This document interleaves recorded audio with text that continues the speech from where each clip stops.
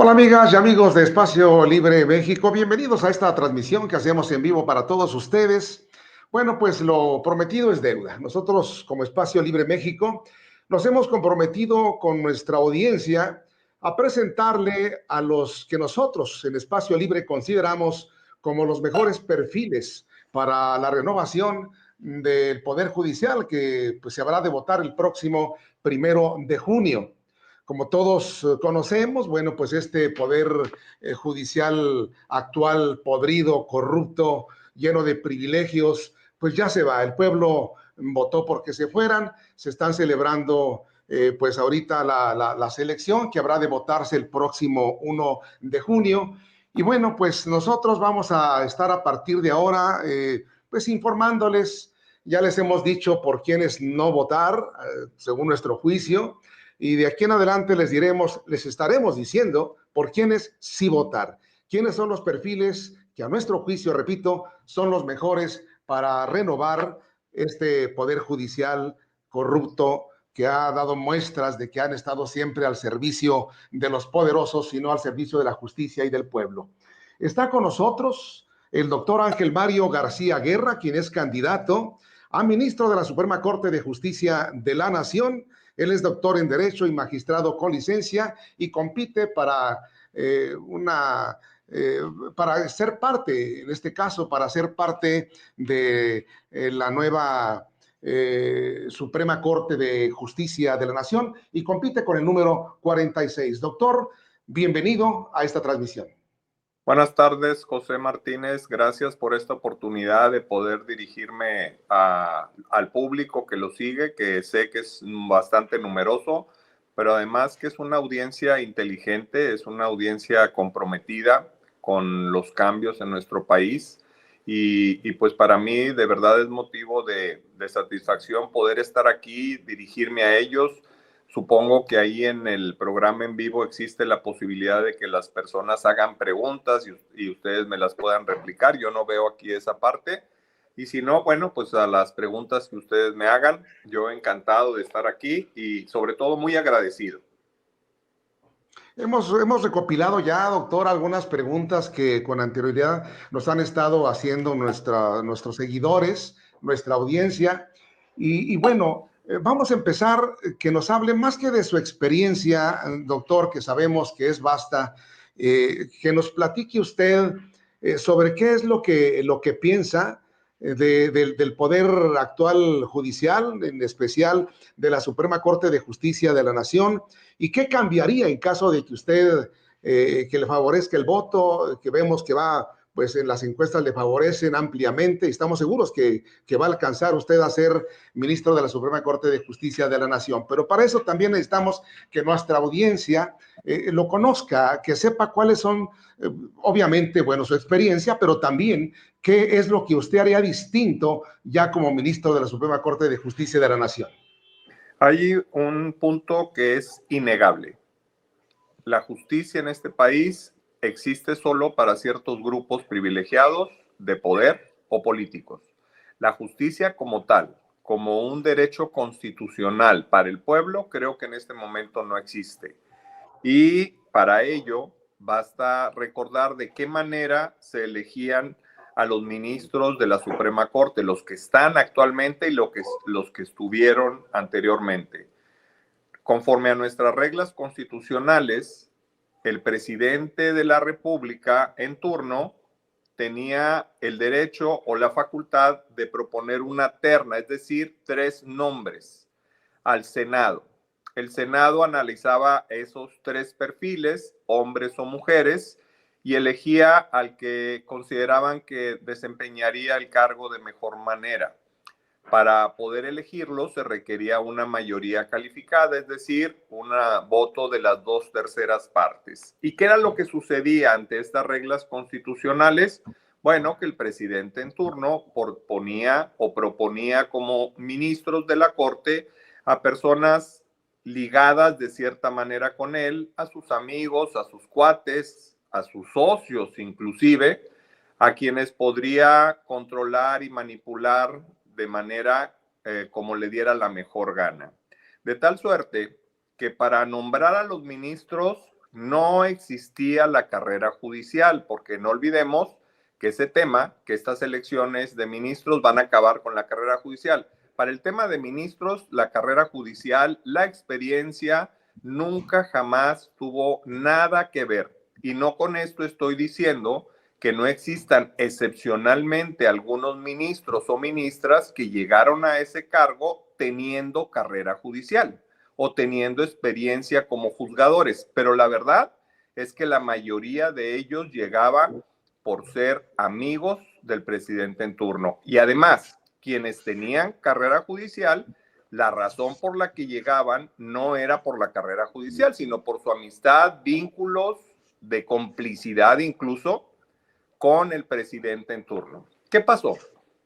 Que llega un presidente que proviene de un movimiento social llamado Movimiento de Regeneración Nacional, que ese movimiento social se convierte después en un partido político y que venía con un apoyo, yo creo que sin precedentes en la historia de nuestro país.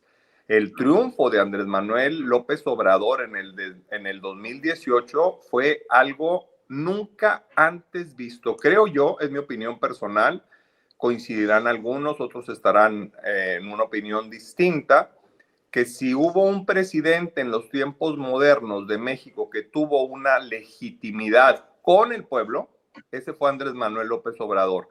Y luego, nuestra actual presidenta, Claudia Sheinbaum, creo que lo superó, porque hoy en día la presidenta Claudia tiene un porcentaje de aprobación del 85%. Y ojo, estoy diciendo porcentaje de aprobación, que eso no es porcentaje de popularidad, son temas muy diferentes. ¿Qué significa que la presidenta tenga ese porcentaje de aprobación?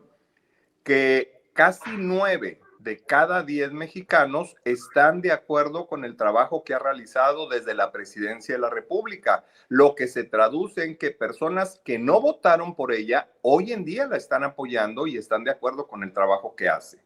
¿Por qué hago referencia a esto? Porque si lo que pretendiera Morena como partido político o en su momento Andrés Manuel López Obrador y ahora la doctora Claudia Sheinbaum fuera tener el control del Poder Judicial, había formas más sencillas de hacerlo, porque para controlar el Poder Judicial bastaba con controlar a los ministros de la Suprema Corte. La presidenta Claudia, con esa mayoría que tiene, con esa legitimidad que tiene, con ese apoyo que tiene de la gente, pudo haber cambiado a la totalidad de los ministros y poner a puros amigos de ella, y de esa forma tener el control del Poder Judicial. Pero no lo hizo. Optó por darle esa facultad, esa responsabilidad al pueblo de México, que fuera el pueblo el que eligiera a los ministros. ¿Qué pasaba? Regresándonos otra vez a la pregunta que me hiciste. ¿Qué pasaba con los actuales ministros de la Suprema Corte? Que no servían al pueblo, que no servían a la justicia, que atendían a intereses mediáticos, a intereses de grupos, a intereses, y cuando digo mediáticos me refiero a ciertos medios de comunicación, a intereses de grupos políticos o económicos, pero para ellos el pueblo no existía. Y es muy comprensible. Imagine usted que alguien que gana 600,000 pesos al mes, que tiene camionetas de lujo blindadas, que tiene un séquito de personas a su servicio, que tiene tratos privilegiados en donde se pare, viajaban en líneas aéreas de manera preferente, tenían casi pase automático como visa para entrar a cualquier lugar, a cualquier país del mundo. Es decir, eran tratados como reyes, como dioses. Entonces, esas personas que, como decía hace rato, en su gran mayoría no tenían carrera judicial, en su gran mayoría jamás tuvieron contacto con el pueblo, jamás supieron lo que es padecer, lo que padece y sufre un mexicano promedio que es víctima de un delito. Entonces, ellos vivían en un mundo muy diferente y por lo tanto lo que menos les importaba es darle explicaciones al pueblo, dar la cara al pueblo, servirle al pueblo. Entonces, ¿qué pasó? que ese pueblo enojado, precisamente por la nula justicia que había en este país, decidió apoyar un proyecto. No podemos olvidar, permítame un segundito, por favor. Sí, mientras tanto, pues diremos a todos ustedes, amigas y amigos de Espacio Libre, pues que el doctor que en esta ocasión nos acompaña, Ángel Mario García Guerra, pues ha sido un combativo opositor dentro del mismo Poder Judicial, de ese Poder Judicial corrupto. Nos llamó mucho la atención verlo como el año pasado, cuando estaban los dimes y diretes, el estira y el afloja de Norma Piña, los pataleos de Norma Piña y el Poder Judicial corrupto. Vimos un video precisamente del doctor Ángel Mario García Guerra, en el cual se oponía a todas las corruptelas, mencionó las corruptelas del actual Poder Judicial y defendió el Plan C, ideado por Andrés Manuel López Obrador. Eso nos llamó la atención porque aún siendo el magistrado de Nuevo León, se pronunció en contra del mismo Poder Judicial. Eso Sí. fue el año pasado. ¿Me recuerdan qué mes fue, doctor? Fue en septiembre y primero una disculpa, si iba a caer un objeto aquí, se iba a quebrar, por eso tuve que correr a detenerlo para que no se cayera. Ya estoy aquí de nuevo. Sí, qué bueno que lo logró detener. Estaba contando a la audiencia que Sí. no podemos olvidar qué fue lo que nos puso en la situación que estamos en este momento. El presidente Andrés Manuel en febrero del 2024 presenta una iniciativa de reforma al Poder Judicial porque acuérdense la cantidad de veces que desde la mañanera el presidente Andrés Manuel le pedía al Poder Judicial que ellos solos se reformaran, que ellos solos hicieran cambios. Se cansó el presidente de decirlo y ¿qué hicieron? Ignorarlo, desdeñar, criticar, burlarse de lo que les decía.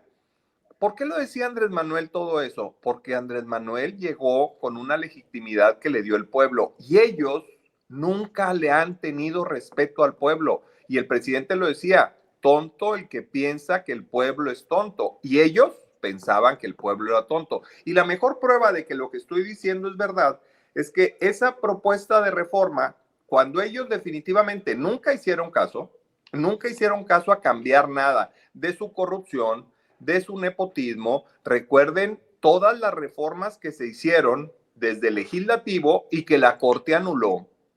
¿Cuántos jueces de distrito concedieron suspensiones, un cúmulo de suspensiones contra las obras emblemáticas del presidente Andrés Manuel, como el Tren Maya, como el corredor interoceánico?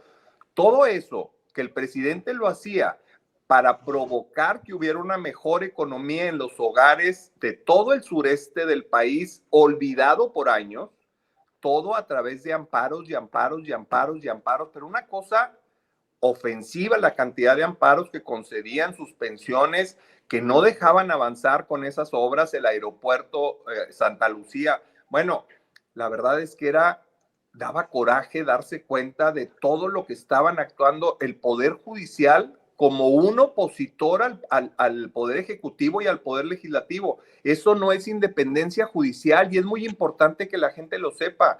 Les venden a la gente la idea de que ellos son un contrapeso, de que ellos con su independencia judicial están haciendo lo correcto para el país y eso es una gran mentira. Independencia judicial no significa confrontación con los otros poderes. Los tres poderes de la Unión, legislativo, ejecutivo y judicial, deben trabajar en unión y en conjunto por el bien común del pueblo. Y el pueblo necesita justicia y ellos nunca tomaron ese rol. Ellos tomaron un rol político, se convirtieron en opositores al Movimiento de Regeneración Nacional y desde sus tribunales y juzgados empezaron a actuar en contra de un proyecto de gobierno humanista que tenía como prioridad al pueblo y su economía.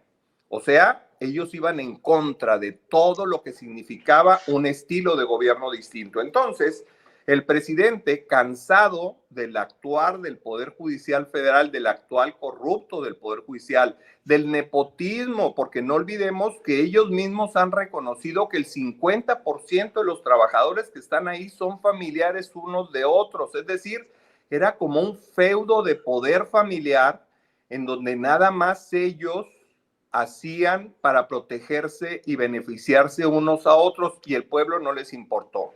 Entonces, la propuesta llega el 5 de febrero, perdón, del 24. ¿Y qué pasó de ahí al 2 de junio? Nada. No hubo protestas, no hubo gritos, no hubo enojos, no hubo reclamos, porque en el Poder Judicial creían que Morena y sus aliados no iban a lograr tener la mayoría necesaria para reformar la Constitución y por consecuencia reformar al Poder Judicial. Así que digamos que estuvieron en una tensa calma o en un sospechoso silencio de febrero de 2024 al 2 de junio, que fueron las elecciones. Ese pueblo, bueno y sabio, como lo calificaba el presidente Andrés Manuel, y que yo estoy totalmente de acuerdo con él, y lo digo con toda claridad, y lo digo porque él ya no es presidente y no hay ningún conflicto de interés en que yo esté de acuerdo con lo que hacía Andrés Manuel, porque para mí es y será siempre uno de los mejores presidentes de este país.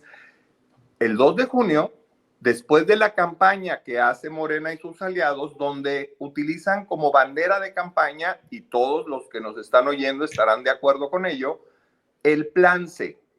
Todos sabíamos lo que significaba el Plan C. En pocas palabras, el Plan C era reformar el Poder Judicial. Entonces, con ese eslogan de campaña o con esa bandera de campaña, fue que muchos, yo incluido, fuimos a las urnas el 2 de junio y votamos por Morena. Yo no pertenezco a Morena, pero yo me autocalifico como una persona humanista, como un juzgador humanista, ni de izquierda ni de derecha, humanista, como nuestro expresidente y como la actual presidenta Claudia. Entonces, a mí me convencieron, yo sabía de la necesidad de reformar al Poder Judicial y eso me llevó a votar el 2 de junio por ellos. Y entonces, cuando se dieron cuenta que el pueblo apoyó masivamente el Plan C, fue cuando empezaron los gritos. Ustedes recordarán, fue a partir de junio, julio, agosto, los ministros de la Corte andaban por todo el país en noticieros oficiales, en foros, en universidades, en facultades, en todos los espacios que les abrían, porque les abrían espacios en todas partes, oponiéndose a la reforma, diciendo que era el fin de la independencia judicial, diciendo que se iba a destruir el Poder Judicial. Bueno, hicieron una lista interminable de cosas negativas que esta reforma nos iba a traer. Y como nado sincronizado, la mayoría, si no es que la totalidad de los medios tradicionales de comunicación les daban foro, les daban micrófonos, les daban cámaras y todo mundo opinando que esto estaba muy mal, muy mal, muy mal. ¿Qué pasó? Que yo analizo el proyecto de reforma, que no era algo tan complejo de entender, no era algo que solamente una persona erudita podía entender en qué consistía la reforma. Dicho en una forma muy sencilla, la reforma solo consistía en quitar a todos los juzgadores, todos, y que llegaran juzgadores nuevos, con una visión diferente, con una mentalidad diferente, pero sobre todo con un compromiso social. Compromiso social me refiero a compromiso con el pueblo y con la justicia diferente. Y entonces, al oír tantas mentiras, trabajando yo en el Poder Judicial y siendo una realidad en ese momento que yo también podía quedarme sin empleo, no me importó que yo me quedara sin empleo y dije, voy a hacer un video explicándole a las personas cómo el Poder Judicial le gusta mucho simular que aplica justicia. Simular ha sido lo que mejor han hecho en el Poder Judicial de la Federación. Ministros, magistrados y jueces, no la totalidad. Sería una exageración de mi parte generalizar que todos estaban así, pero sí la gran mayoría simulaban justicia, simulaban que otorgaban amparos, simulaban que les importaba a la gente, simulaban que protegían los derechos constitucionales de los gobernados. Todo era una simulación.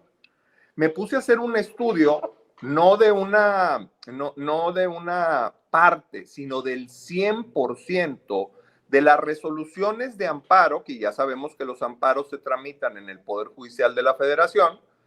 La totalidad de los amparos que se otorgaron en la sala de la que soy titular, en una sala del Tribunal Superior de Justicia del Estado de Nuevo León, año 2020, 21, 22 y 23, 4 años. Me di a la tarea de anotar todos los amparos que concedieron tanto los jueces de distrito como los tribunales colegiados. Y de ese universo de amparos concedidos, saqué un dato que es una estadística real. No son ideas mías, no son presunciones mías, no son opiniones mías. Son datos reales y no de una muestra. Datos del 100% de los amparos. ¿Y qué encontré? Que el 60% de los amparos que conceden son simulaciones de justicia. Son amparos concedidos por formalismos de ley que no tienen el peso de afectar el desarrollo de un procedimiento penal, pero que sí provocaban retardo en la justicia, impunidad y casi hacer nugatoria la aplicación del derecho penal. Entonces, con esos datos, qué coraje, ¿eh? pongo a hacer qué un coraje, video. porque... ¿Sí?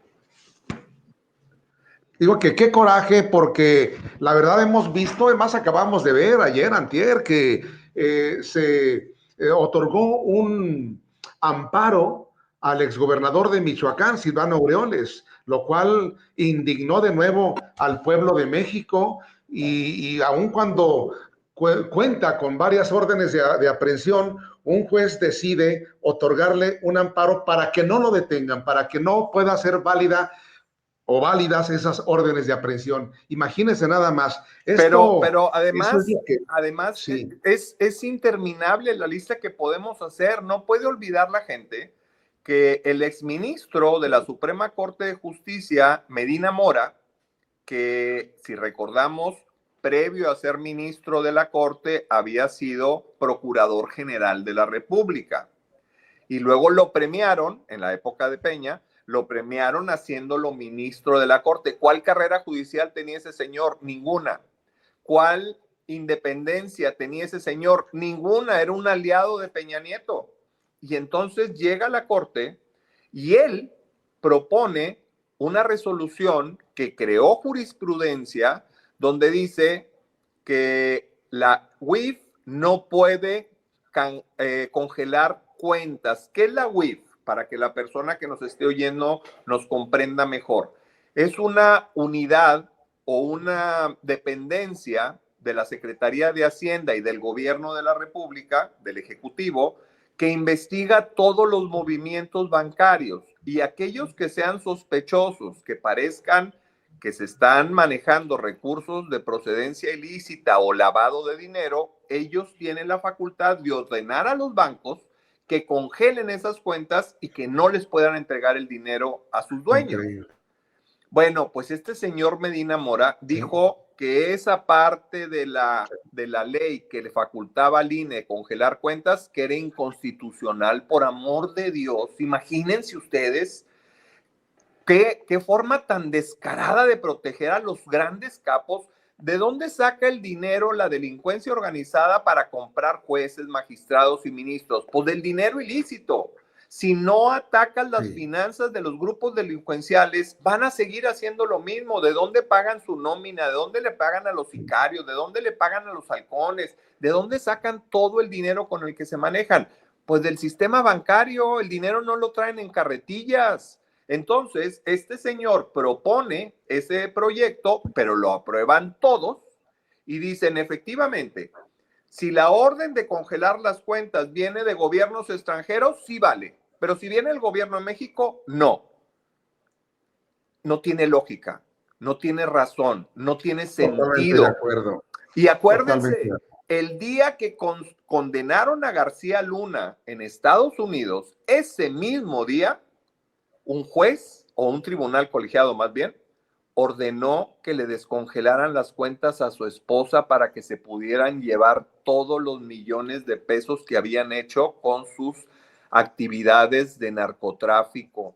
Esto es vergonzoso. Hasta el mismo gobierno de Estados Unidos en semanas atrás hizo una declaración pública de la corrupción que existe en el Poder Judicial de México, y todavía en este momento encontramos jueces y magistrados y ministros que siguen defendiendo que estuvo mal la reforma judicial. Podemos hacer una lista interminable de barbaridades jurídicas que hacen en la Suprema Corte. ¿Y por qué hice ese video? Precisamente para que los mexicanos y las mexicanas tuvieran una visión distinta, una opinión distinta, porque lo único que oían era gente del Poder Judicial diciendo que todo estaba mal. Por eso ese video tuvo tanto impacto, porque imagínense que una persona del Poder Judicial está diciendo que va a perder su trabajo, y sí lo iba a perder, y que además estaba de acuerdo con esa reforma, pues eso provocó que en 3 días ese video tuviera cerca de 4 millones, 3 millones y pico de reproducciones. Sí lo vimos y nos llamó la atención haberlo visto porque viniendo de un magistrado, pues no lo podíamos creer. Y dijimos, bueno, pues aquí, ¿cómo estás? Y era cuando más fuerte estaba la rebatinga y la protesta de Norma Piña y el Poder Judicial en contra del llamado Plan C. Fue el fin de semana. Entonces nos llamó la atención. Desde ahí supimos, ¿sí? Adelante. Es que fue el fin de semana, que no sé si se acuerden, que tuvieron que cambiar de sede los senadores, y luego en la nueva sede mandó Norma a sus aliados, se metieron por la fuerza, hicieron actos violentos dentro de del Senado, todo para evitar que se aprobara la reforma. Afortunadamente no logró su cometido la actual presidenta Norma Piña, que tampoco se nos olvide que Norma Piña en diciembre de 2023, al menos esa se hizo pública, no creo que haya sido la única reunión, seguramente tuvo otras, se reunió en privado en la casa de otro ministro que dice que él no estuvo. Pues no estuvo a lo mejor, pero prestó su casa y sabía para qué la estaba prestando. Y como dice el dicho, tanto peca el que mata a la vaca como el que le detiene la pata. ¿Qué estaba haciendo Norma Piña con miembros de la Sala Superior del Poder Judicial de la Federación, que eran iban a ser los encargados de calificar la elección del 2024? Con el líder nacional del PRI y con el representante de campaña de la candidata del PRIAN. ¿Qué estaba haciendo ahí Norma Piña? ¿Cuál independencia judicial? Es fecha que no nos ha explicado. Lo único que hizo fue negar que estuvo ahí. Pero para su mala suerte, su compañero ministro, al mismo tiempo que ella estaba diciendo que no era cierto esa reunión, su compañero ministro dijo que sí era cierto. ¿Por qué no ha dado la cara a Norma Piña? ¿Por qué no nos ha platicado para qué los convocó? ¿De qué hablaron? ¿Qué estaban planeando? Entonces, una vez más, la gente debe saber que independencia judicial no significa pelearse con los otros poderes. Independencia judicial no significa tomar un rol político y oponerse al gobierno, como lo hizo Norma Piña y sus amigos desde la Corte y muchos magistrados y jueces en todo el país. Ahora, ¿qué tenemos? Pues la necesidad de que se vayan, porque un cambio radical significa de raíz sacarlos a todos, quitarlos y que vengan nuevas personas.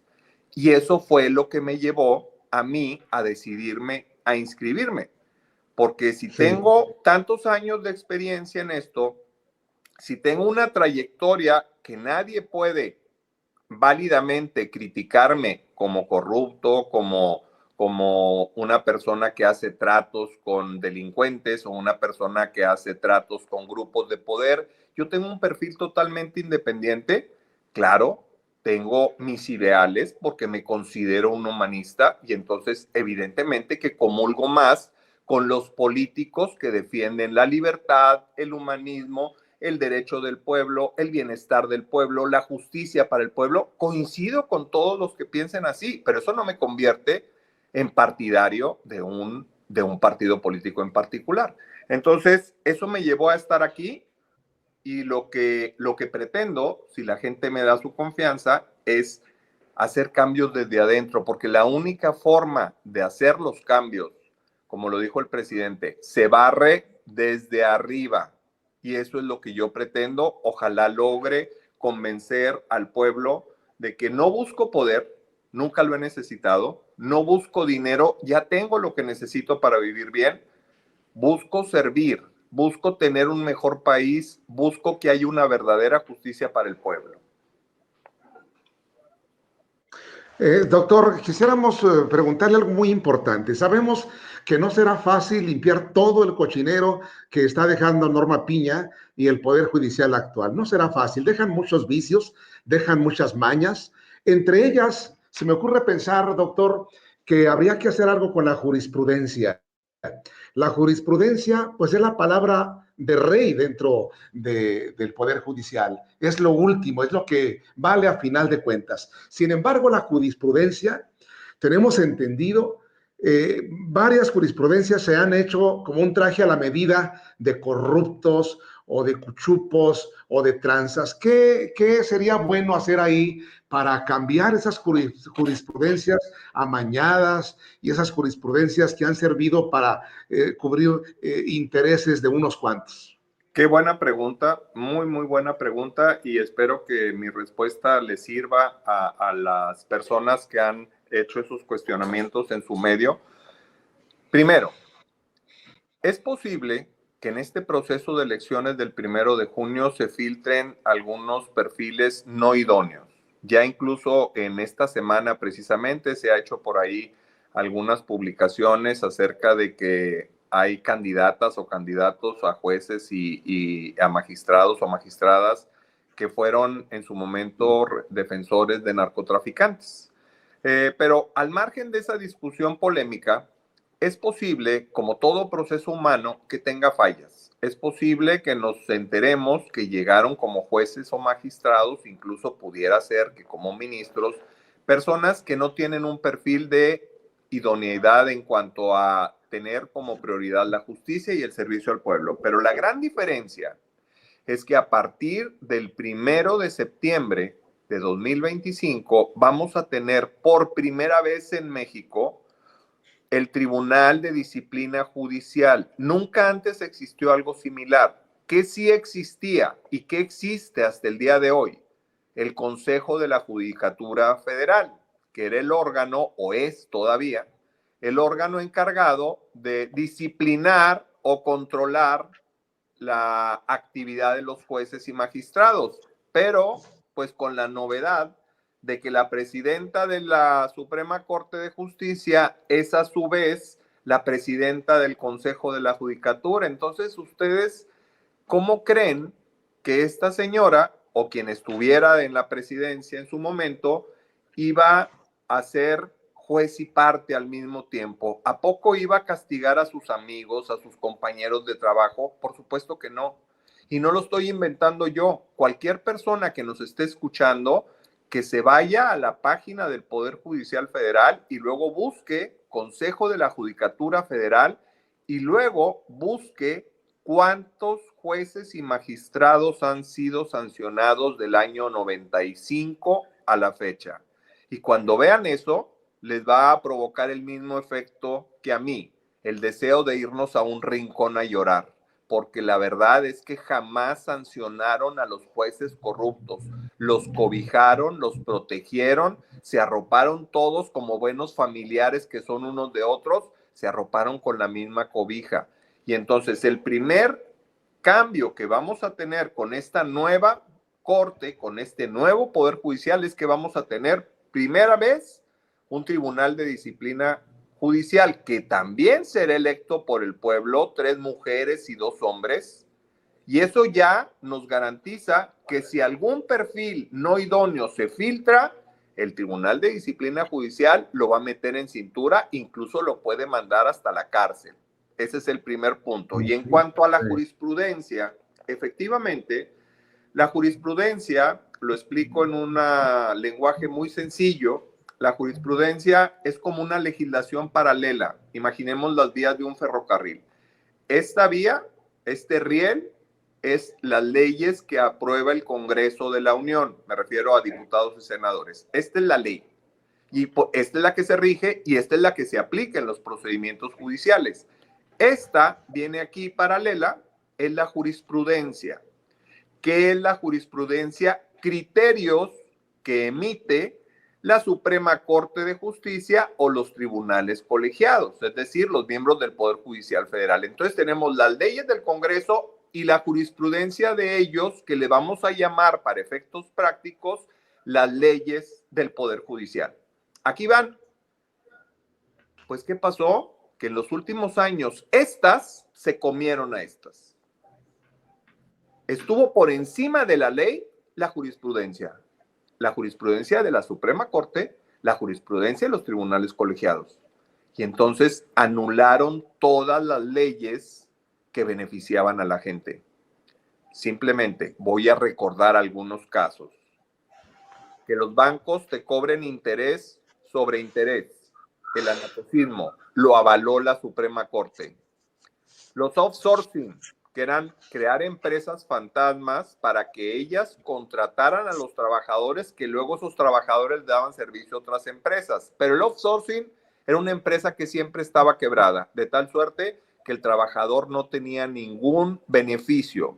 ¿Qué dijo la Suprema Corte? Que estaba perfecto, que no había violación de derechos humanos.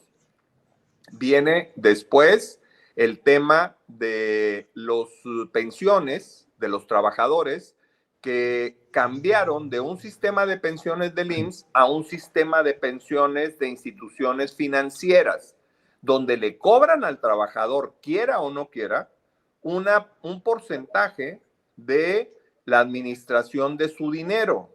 Pero además, si hay ganancias en ese dinero que se pone a trabajar, a invertir, las ganancias se reparten entre la institución financiera y el trabajador.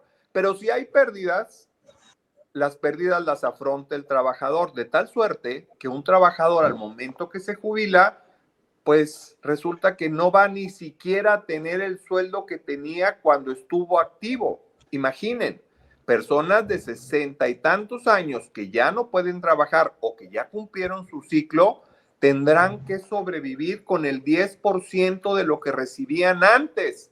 ¿Y qué dijo la Suprema Corte? Que eso no era inconstitucional. Todos estos casos, puedo decir más, pero nos llevaría todo el programa.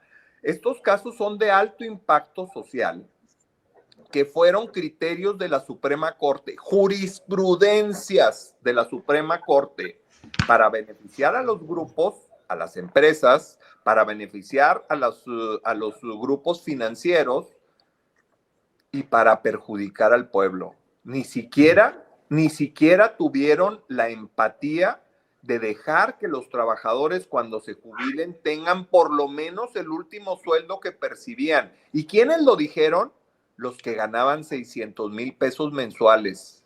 Esos sinvergüenzas fueron los que se pusieron en contra del pueblo. Entonces, ¿qué estoy proponiendo? Y lo tengo ahí en la plataforma del INE, la gente lo puede ir a consultar y lo he dicho en muchos de mis videos que tengo en redes sociales. No estoy inventando en este momento ni estoy mintiendo tampoco. Si llego a la Suprema Corte de Justicia, voy a proponer a mis compañeras y mis compañeros ministros, que van a llegar también por el voto del pueblo, que se cree una comisión para que se revise toda la jurisprudencia desde el 95 hasta la fecha. Lo digo más sencillo, es como reformar la jurisprudencia. La jurisprudencia no se reforma, técnicamente no se llama así, pero lo estoy utilizando esta forma de decirlo para poderme dar a entender. Reformar toda la jurisprudencia y no hacerlo de manera unilateral, sino nombrar comisiones de jueces y magistrados, de los nuevos, por supuesto, que lleguen a partir del 1 de septiembre, invitar a que participen en estas comisiones o en estos foros a la academia, universidades y facultades de derecho, al foro de abogados, barras y colegios de abogados, y sentarnos todos con una nueva visión de la justicia, con un nuevo compromiso por México y caso por caso, analizar cada jurisprudencia que se emitió en estos años para beneficiar a los privilegiados. Y todo aquello que se hizo en perjuicio de la justicia o en perjuicio del pueblo, dejarlo sin efecto. ¿Se puede? Claro que se puede. Acuérdense de una frase que ellos utilizan cada que les conviene. Dicen, en una nueva reflexión, ahora pensamos Entonces, pues, una nueva corte, tenemos el pretexto ideal para hacer una nueva reflexión y de esa manera anular toda la jurisprudencia. Vuelvo a utilizar un concepto que no es el legal, pero es el que es más inteligible, reformar la jurisprudencia desde la Suprema Corte y anular todas aquellas que perjudican a la justicia y que perjudican al pueblo. ¿Se puede hacer? Claro que se puede. Esa es una de mis principales propuestas y creo que sería un cambio trascendental en el futuro de la justicia de este país. Es interesante lo que nos comenta, muy interesante, doctor, porque con esto se le daría un vuelco, un giro muy importante al actuar del Poder Judicial, que vaya que lo necesitamos. Por otra parte, ¿considera usted, doctor, que los que se van, esos jueces, magistrados y ministros que han protegido mafias, que han soltado delincuentes, que han estado a favor de que algunos empresarios no paguen los impuestos, solo se les deje ir por la puerta de atrás, como se van a ir, o que se les investigue y en su momento se les castigue? ¿Qué posibilidad jurídica, política y moral existe para poderlos investigar y juzgar en su caso? Yo como ciudadano de este país me gustaría que recibieran un castigo, sobre todo todos aquellos jueces y juezas que estuvieron concediendo suspensiones ilegales contra este proceso de reforma a la Constitución, aún sabiendo que hay un artículo en la ley de amparo que dice que es improcedente el juicio de amparo contra reformas a la Constitución y les importó un comino y concedieron un montón de suspensiones. Como ciudadano, yo quisiera que sí lo sancionaran administrativamente y penalmente, pero creo que regresarnos a castigar a los corruptos que fueron corruptos por tantos años sería una pérdida de dinero y una pérdida de tiempo. El daño que hicieron ya lo hicieron. Entonces, no sé, no quiero tomar un partido específico o una opinión específica en este tema. Yo tal vez me inclinaría por cuestiones prácticas, enfocarnos más en construir el nuevo país que queremos, en construir el nuevo sistema de justicia que queremos, que perder el tiempo volteando hacia atrás para sancionar a todos estos que hicieron lo indebido. Pero pudiera ser un motivo para preguntarle al pueblo a partir de una consulta que afortunadamente, gracias a nuestro expresidente Andrés Manuel López Obrador, también hoy en día existe la posibilidad de preguntarle al pueblo y que el pueblo nos diga qué hacer. ¿Qué quiere el pueblo? El pueblo quiere que sancionen a estos jueces y magistrados que hicieron tantas barbaridades, tantos actos de corrupción, tan descarados algunos, tan vergonzosos, que el pueblo nos los diga. Y como siempre lo he dicho, como servidor público tengo un patrón. Mi patrón es el pueblo y a muchos no les gusta. Yo siempre he estado consciente que soy un servidor público y que a quien me debo es a quien paga mi sueldo. Mi sueldo se paga con los impuestos de los mexicanos y las mexicanas. Si ellos piden que se castigue, pues a darle y a castigarlos. Doctor, por último, explíquenos, porque hay mucha desinformación y mucha falta de información también, de cómo votar por usted. Usted va a estar en la boleta en todos los estados de la República, a lo ancho y a lo largo de este país. Usted como candidato a ministro de la Suprema Corte de Justicia de la Nación va a ser votado en toda la República, pero explíquenos más a fondo cómo se debe votar por usted. En el caso de los ministros, efectivamente, ministros y ministras, la votación es nacional. Todos los estados de la República y la Ciudad de México van a participar en esta votación. Y además, va a haber casillas especiales en ciertos lugares de México para que aquellos mexicanos o mexicanas que por alguna razón ese día están fuera de su lugar donde residen puedan votar por ministros o ministras de la Corte, aunque no sea su casilla, en casillas especiales, como sucede con el presidente o la presidenta de la República. Entonces, ¿qué va a pasar? Pues la gente va a tener frente a ellos una boleta en color morada. Esa boleta del lado izquierdo, perdón, van a tener 5 cuadritos en blanco en la parte superior y abajo de los cuadritos en blanco un listado de nombres de candidatas mujeres con un número que las identifica. Y luego del lado izquierdo de la boleta, en la parte superior, 4 cuadritos en blanco y en la parte de abajo la lista de los nombres de los candidatos varones junto a un número que los identifica. La gente, los votantes deberán, yo sugeriría que ya lleven su listado de por quiénes piensan votar y no se guíen por el nombre. Aquí lo importante es el número, porque en las elecciones tradicionales la gente cruzaba por un nombre o por las siglas de un partido político. Ahora no vamos a cruzar, ahora vamos a anotar un número. Entonces, en esos 5 cuadritos en blanco del lado izquierdo, la gente va a anotar 5 números.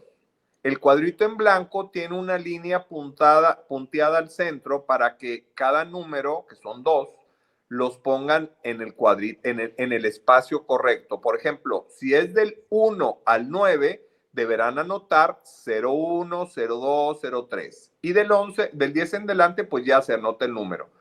5 números van a anotar los votantes en esos cuadritos de mujeres y luego se pasan al lado izquierdo y 4 números de hombres van a anotar en los cuadritos, procurando que sea muy claro el número, que no deje lugar a dudas, porque pensemos que el 5 se puede confundir con el 8, que el 7 se puede confundir con el 9, que el 1 se puede confundir con el 7 o el 9, etcétera.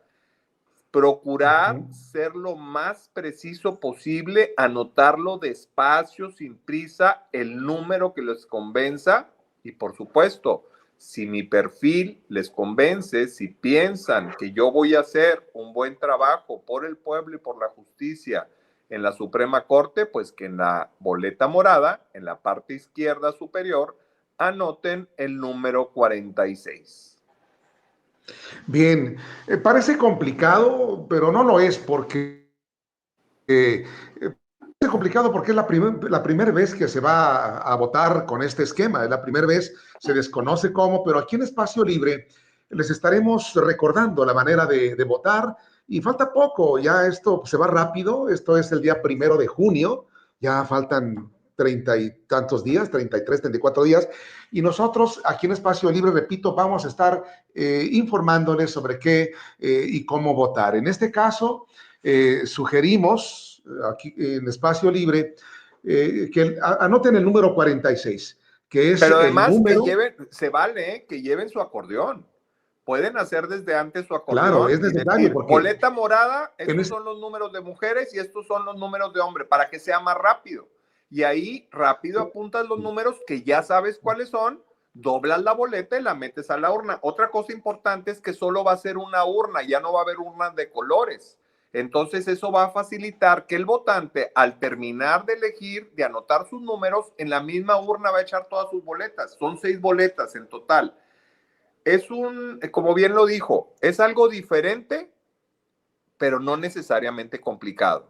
Solo es cuestión de familiarizarnos con este proceso y que medios de comunicación como el de ustedes les estén desde ahorita explicando a las personas que ya lleven sus números anotados. La boleta morada, la boleta rosa, la boleta amarilla, la boleta, según el color de la boleta, ya sabes qué números vas a anotar. En el caso de ministros son 9 números.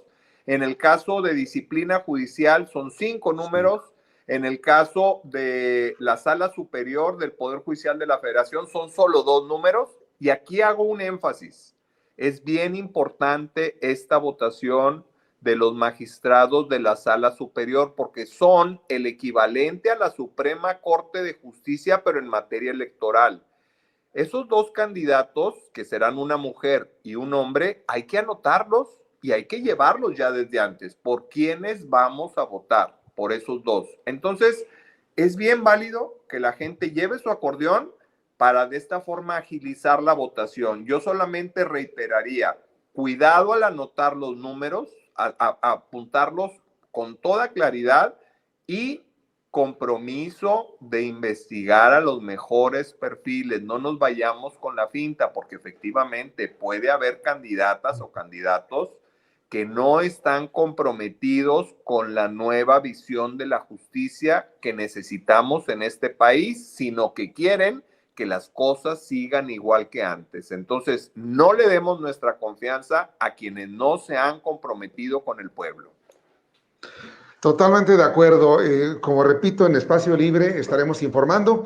Hay que recordar que en el caso, y recordar y reiterar una y otra vez, que en el caso para ministros van a ser 9, 5 mujeres y 4 hombres. Uno de ellos es el número 46, a nuestra humilde opinión, por quien se debe votar. Aquí también les estaremos diciendo cuáles serían, según nuestra opinión, las 5 mujeres por las que hay que votar y los otros 3 hombres. Ya tenemos el número 46, que es el del doctor Ángel Mario García Guerra, candidato a ministro de la Suprema Corte de Justicia de la Nación.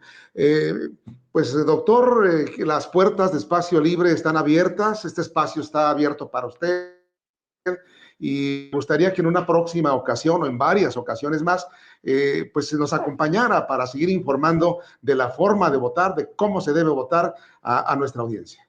Por supuesto que sí, el agradecido soy yo por esta invitación y en total disponibilidad de dirigirme a la audiencia que lo sigue a ustedes, que insisto, es una audiencia pensante e inteligente, porque es ese pueblo bueno y sabio del que hablaba nuestro expresidente. Nosotros, pues no, como todo mundo sabe, somos un portal pro 4T, no engañamos a nadie, a diferencia de los chayoteros que dicen ser independientes y no lo son. Aquí somos independientes, pero somos pro 4T. Y como pro 4T, pues nuestro compromiso es seguir con este gran proyecto. En este caso, pues darle seguimiento y buen fin al plan C propuesto por Andrés Manuel López Obrador, que ya estamos a punto de lograr. Y vaya que no fue fácil, vaya que costó mucho trabajo y fue necesario que la gran mayoría del pueblo de México saliera a las urnas el año pasado para dar su voto y exigir la salida de esos jueces, magistrados y ministros corruptos que ya se dan. Enhorabuena, candidato, le deseamos la mejor de la suerte, sabemos que anda muy bien en las encuestas, las va encabezando y no dudamos aquí en Espacio Libre que usted va a ser el próximo ministro de la Suprema Corte de Justicia de la Nación. Muchas gracias y por último recordarle al pueblo de México, el plan C no ha concluido, estamos en la recta final. No dejemos de ir el 1 de junio a votar, porque si no votamos, el plan C de nada sirvió. Y gracias de nuevo. Gracias, amigas y amigos. Nos vemos y escuchamos en la próxima.